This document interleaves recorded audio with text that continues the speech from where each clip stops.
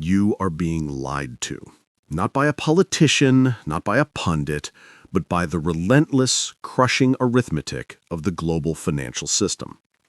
The United States government owes over $37 trillion in national debt. This liability is the largest single debt burden ever carried by a sovereign nation in human history. It is a weight that is growing faster than the entire economy can generate wealth, threatening to crush the dollar's global dominance. Every time the debt clock ticks, the question grows more desperate. How will they pay it back? The political class assures you they will tax their way out, or grow their way out, or cut spending dramatically. History whispers a different answer. Every empire, from Rome to Britain, that faced this fiscal impossibility chose the same route: devaluation. They stole the value of the currency from the people holding it. Today, we are witnessing the execution of the most sophisticated debt elimination strategy ever conceived. The goal is not repayment. The goal is erasure. And the mechanism they are using is a dazzling, complex financial mirage involving the two assets most people believe are their refuge: gold and crypto. They are building a parallel financial system, accumulating strategic reserves, preparing to revalue those assets at impossible multiples, and using that revaluation to technically balance a debt that is mathematically unpayable. But here is the catastrophic truth. When they revalue gold and crypto upward, they are simultaneously devaluing the dollar downward. Every dollar you hold loses purchasing power. Every savings account evaporates in real terms. This is not speculation. This is forensic analysis of government policy. This is the $37 trillion mirage, and it is already in motion.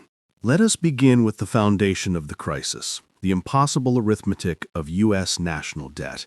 As of 2025, the U.S. national debt stands above $37.64 trillion. This number alone is staggering, but the speed of its accumulation is what dictates the timeline of collapse. The debt has grown by $2.17 trillion in fiscal year 2025 alone, representing the fastest accumulation of $1 trillion in debt outside of the COVID-19 pandemic period. The immediate threat is not the principal, but the interest. The cost to service this debt has surged, reaching $1.216 trillion in fiscal year 2025.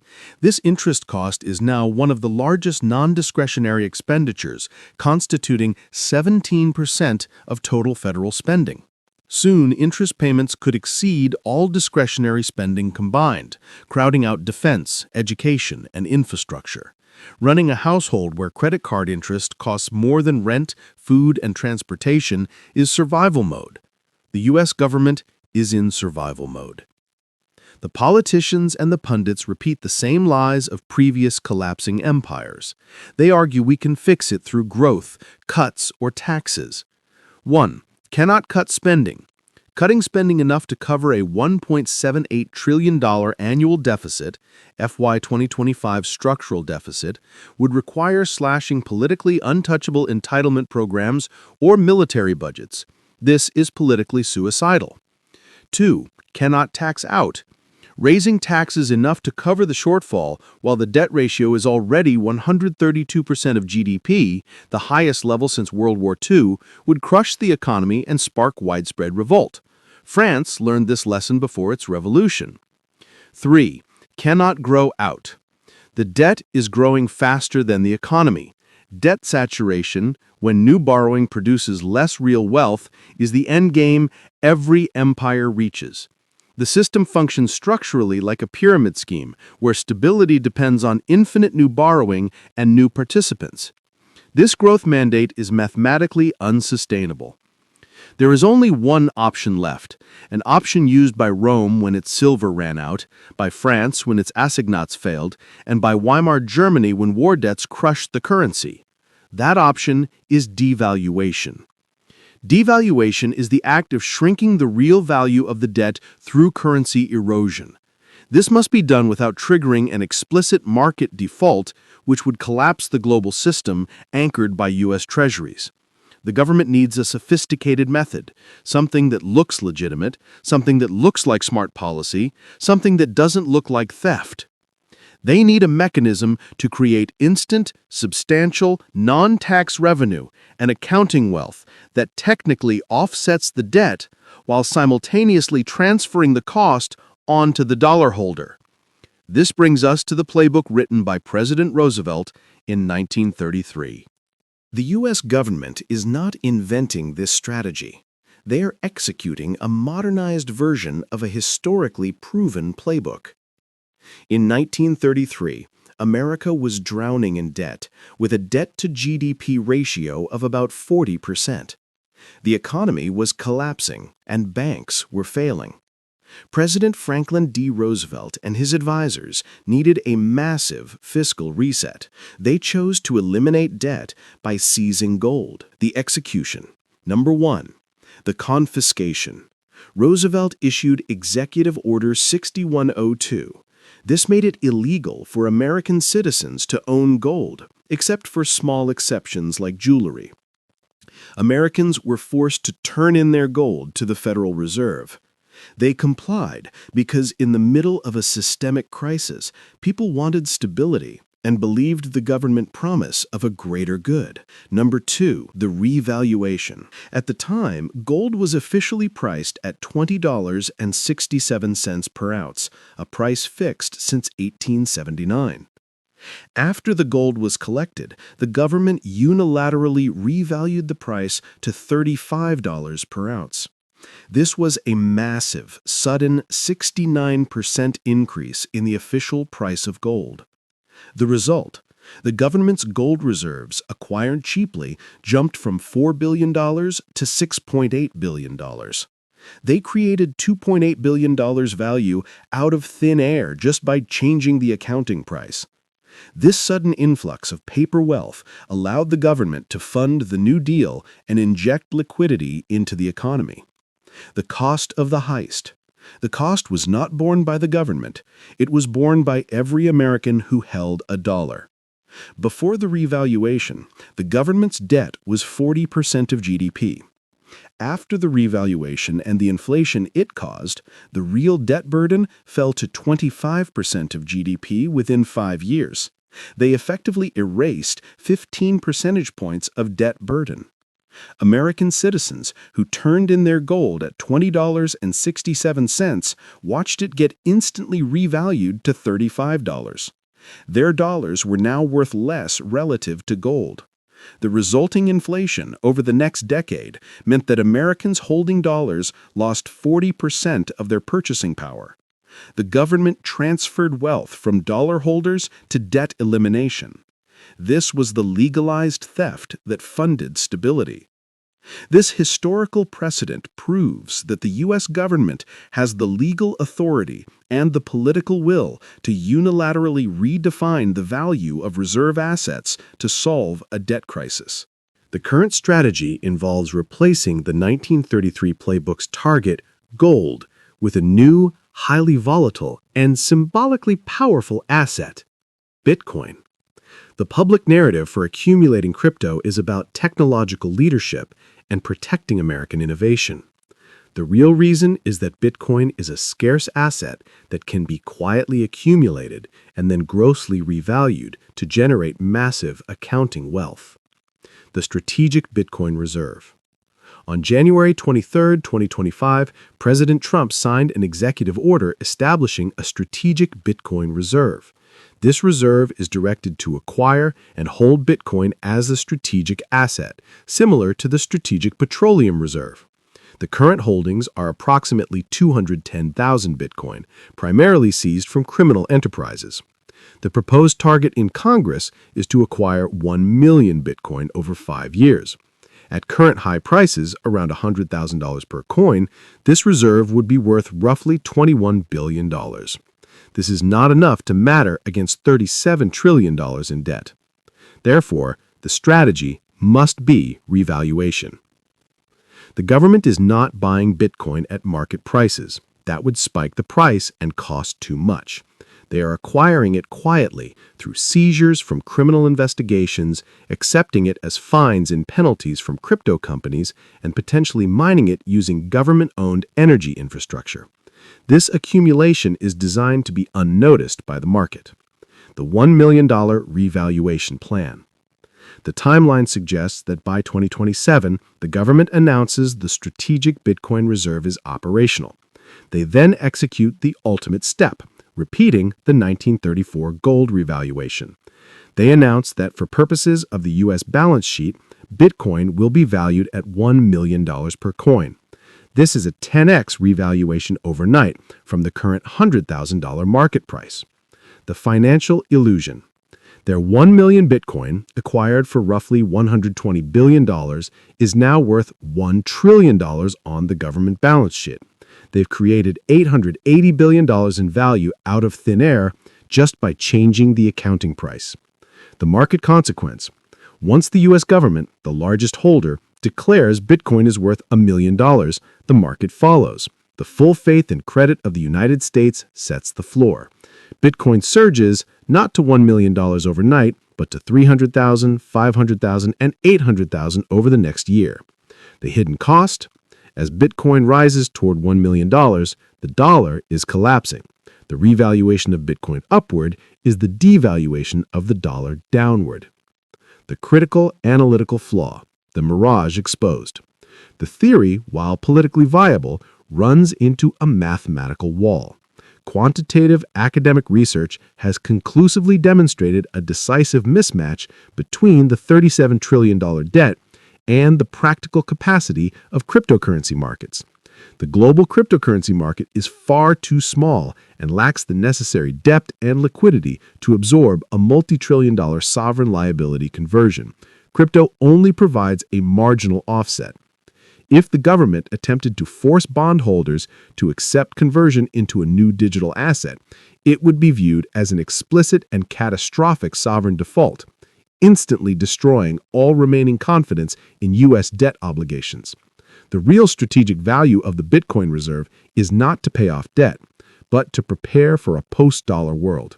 It serves as a necessary strategic asset class and a defensive signal against de-dollarization pressures. It's a sophisticated geopolitical tool, not a debt eraser. Because the crypto market is too small, the U.S. needs a two-pronged strategy: Bitcoin for the future and gold for the past. The gold revaluation is designed to provide the necessary psychological and financial ballast that crypto lacks, using an asset the world still fundamentally trusts. The valuation disconnect. The U.S. government holds 8,133 tons of gold, or 261 million ounces. At the current market price, around $2,800 to $4,100 per ounce, this is worth approximately $731 billion to $1.07 trillion. But on the government's books, this gold is valued at the 1973 statutory price of $42.22 per ounce. At this statutory price, the gold reserve is only worth $11 billion. This insane valuation disconnect is intentional, giving them massive room to revalue, just as FDR did in 1934. The $20,000 revaluation plan. The government announces a new gold revaluation. They declare that for purposes of the U.S. strategic reserves and debt backing, gold will be valued at $20,000 per ounce. This is the number that makes the balance sheet look solvent. The financial illusion. At $20,000 per ounce, the U.S. gold reserves are worth $5.2 trillion. By changing the accounting price, they create $5.2 trillion in balance sheet value out of thin air. The combined offset. Combined with the crypto revaluation, $1 trillion, the total new balance sheet value to offset the $37 trillion debt is $6.2 trillion. This can technically offset debt, making the debt-to-GDP ratio look better, and the government looks solvent. This action is a monetary confidence exercise designed for external creditors. The critical analytical flaw, gold's insufficiency. The $6.2 trillion created is a substantial sum, equivalent to about 16% of the national debt. However, it is still insufficient to erase the debt fully. The forensic analysis is brutal. To truly liquidate the full $37.64 trillion national debt using the existing 261 million ounces of gold, the price would have to be fixed at approximately $143,780 per ounce. A unilateral declaration of $143,780 an ounce would be universally interpreted as hyperinflation and the definitive abandonment of the fiat regime, resulting in a 97% devaluation of the dollar relative to gold. This would be immediately and violently noticed. The goal of the revaluation, therefore, is not total liquidation, but stabilization and psychological warfare. The U.S. seeks to present an image of underlying solvency to bolster dollar confidence against the de-dollarization pressures already building globally. The BRICS nations, Brazil, Russia, India, China, South Africa, are already accumulating gold at record pace, preparing for a monetary reset. The U.S. revaluation is a preemptive strike to control the pricing of that reset. The search for a secret mechanism to erase $37 trillion in debt is misplaced. The gold and crypto mirages are tools for managing confidence and political narrative. The real operational strategy for long-term debt liquidation is a sustained process of wealth transfer that operates in plain sight. This strategy is known as financial repression. Financial repression is the preferred method for implicit default, used effectively by advanced economies between 1945 and 1980 to shrink massive World War II debts. The mechanism of stealth theft. Financial repression works by channeling funds toward the government while keeping borrowing costs artificially low. The core mechanism is maintaining nominal interest rates on government bonds below the prevailing rate of inflation, resulting in negative real interest rates. If you keep money in a savings account earning 0.5% while inflation is at 3%, you are losing purchasing power. This is not an accident, it is strategy.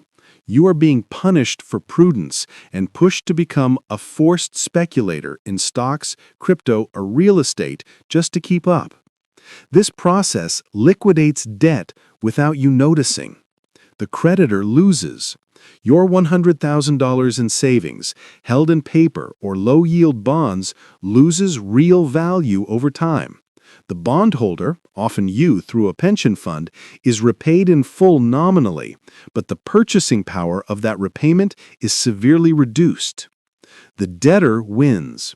The government's $37 trillion debt, nominally still $37 trillion, is worth significantly less in real terms. They erase $24 trillion of real debt burden simply by devaluing the currency it is denominated in.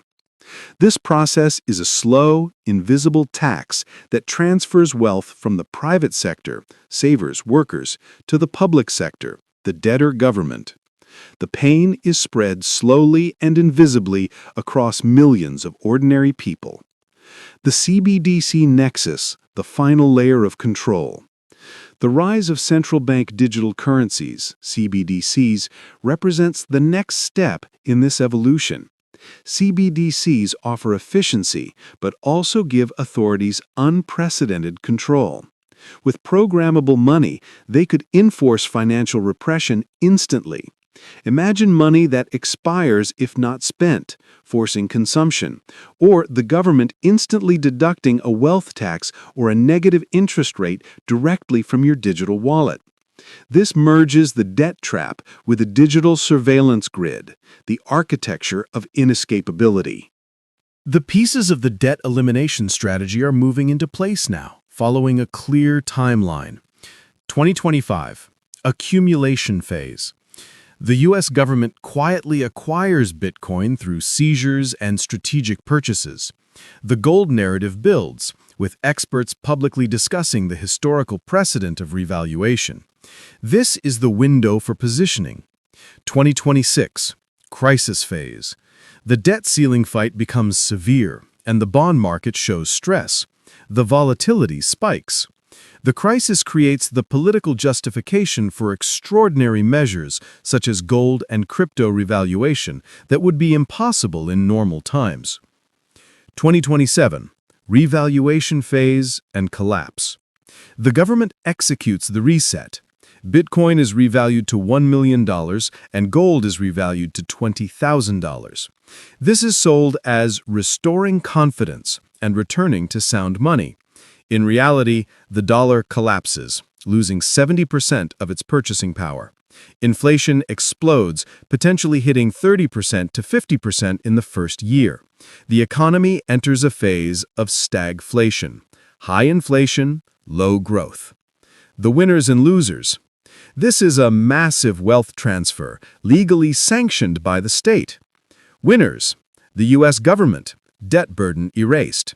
Early Bitcoin holders, those who bought at $30K to $100K.